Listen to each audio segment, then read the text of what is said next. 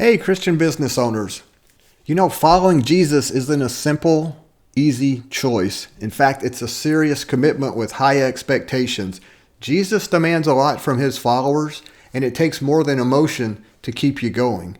It takes vision, and it takes commitment, and then it takes finding the methods to be able to do that. So that's what we want to find. That's what we want to talk about here today, and let's get going. Look, Jesus has expectations of his disciples, and I just want to read a few here just to kind of get the groundwork laid so we're in the same place on this. We're in the same boat, and we understand what we're talking about. Some of Jesus's expectations. He says we are to count the cost first and then commit to following Jesus, because once you start following Jesus, if you then look back and start second guessing whether this was a good choice, Jesus in fact says you weren't worthy of the kingdom of God in the first place. He says, those who follow me leave everything and renounce everything that they own. They give up their right to anything that they think they own to follow him. Jesus says the person that follows me will deny himself and go so far as to die to himself, and that he loses his life so that you, the person doing this, can then gain their life by following Jesus. Jesus says, you need to understand that following me means I'm going to send you out and you're going to be sheep among wolves. Sheep among wolves. Think about that. When's the last time a sheep won a battle with a wolf? But Jesus says, if you follow me, that's what it's going to look like. And then I'm just going to read this one because this one's a little bit longer. Jesus says, a follower of mine doesn't resist an evil person, but he gives that person more than what the person even tried to take advantage of you to get in the first place. A follower of mine loves his enemies and prays for his enemies and for those who mistreat him. In fact, a follower of mine does no harm to their enemies. A follower of mine will bless those who curse you. A follower of mine is kind to people that are ungrateful for what it is that you're doing for them. A follower of mine is one who, if a person hits you on one cheek, you actually turn your head to the other side and say, go ahead, you can hit the other side too. And Jesus says, by doing all these things, this person that is following me will receive a great reward in heaven and will be a son of God.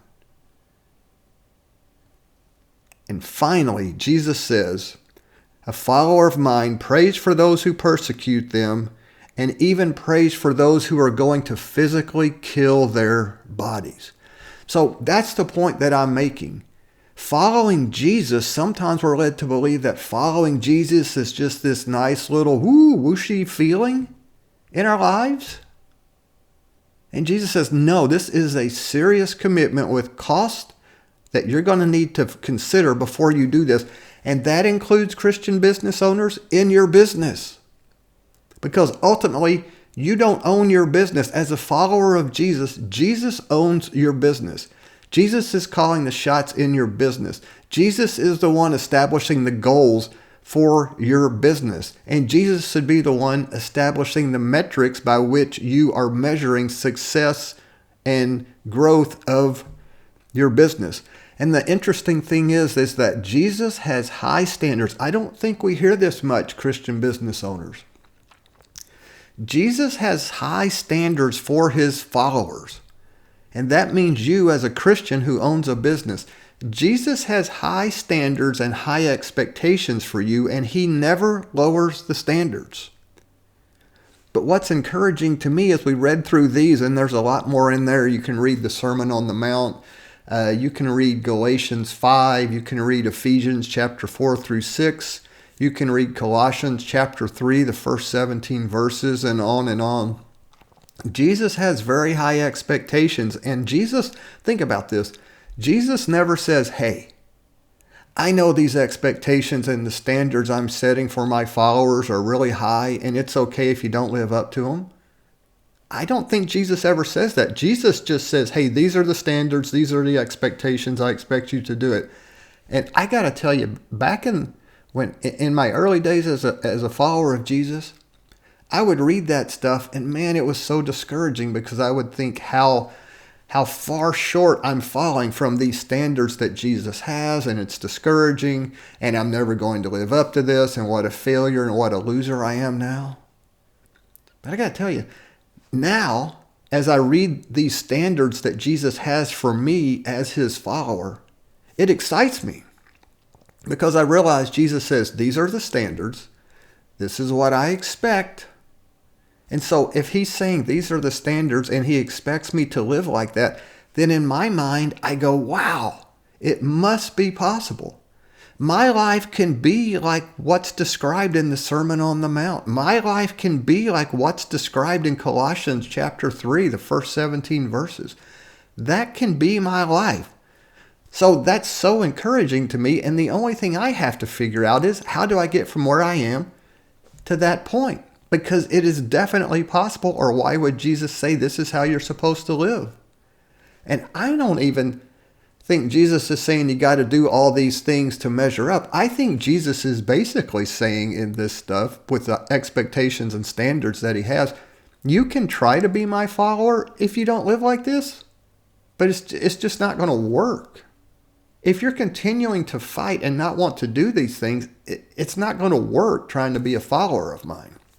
And that includes in your business. I want to emphasize that. What we're talking about is directly about your business, how you run, how you operate, how you deal with people within your business. All of this applies specifically and directly and practically to that. And I will tell you, getting yourself all pumped up and motivated to try to do and live the way Jesus says, it doesn't work for the long term. It just doesn't work for the long term. What you need is to be changed, to be transformed from the inside out, right? Because what's in here inside of you, deep inside of you, is what comes out on a regular basis. You can try to mask it. You can try to cover it up for a while, but it's eventually going to come out. You just can't hold who you are inside and not let it come out. It's going to spill over, and it usually spills over when things get tough, when things don't go right in your business, when there's a big problem, when one of your employees has made a mistake that's going to be very costly to your business.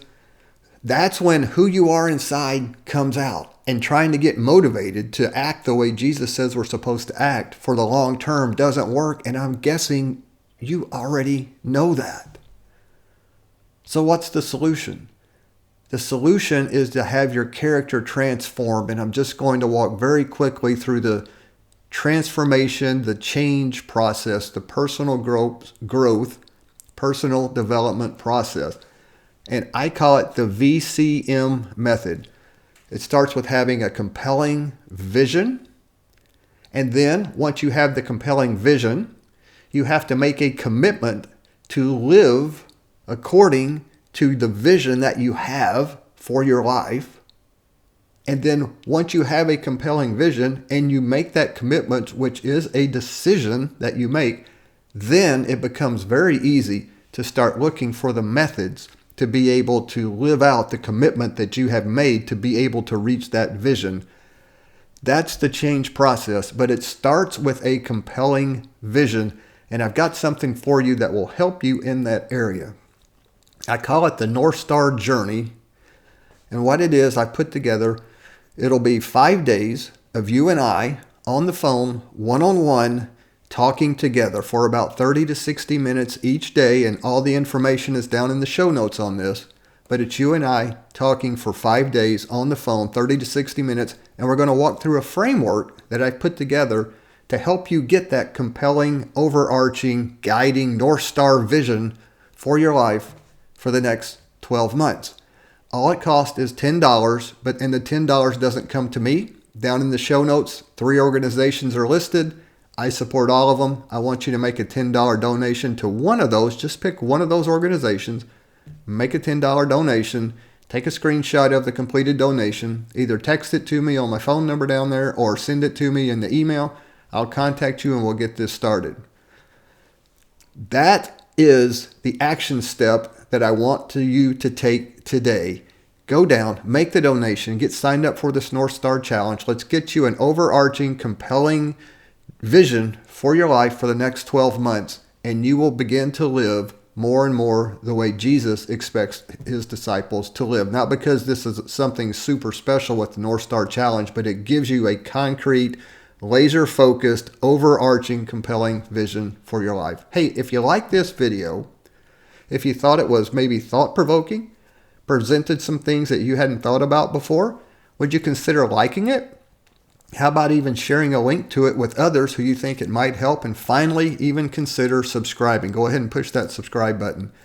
Also, if you found something that really jumped out to you, that stood out, how about leaving a comment down below? Or if you think I'm totally off my base, that I'm crazy, that I'm whacking, that none of this can apply to you practically as a business owner, write that down there also. All of this feedback helps me be able to produce better videos in the future that will help more people.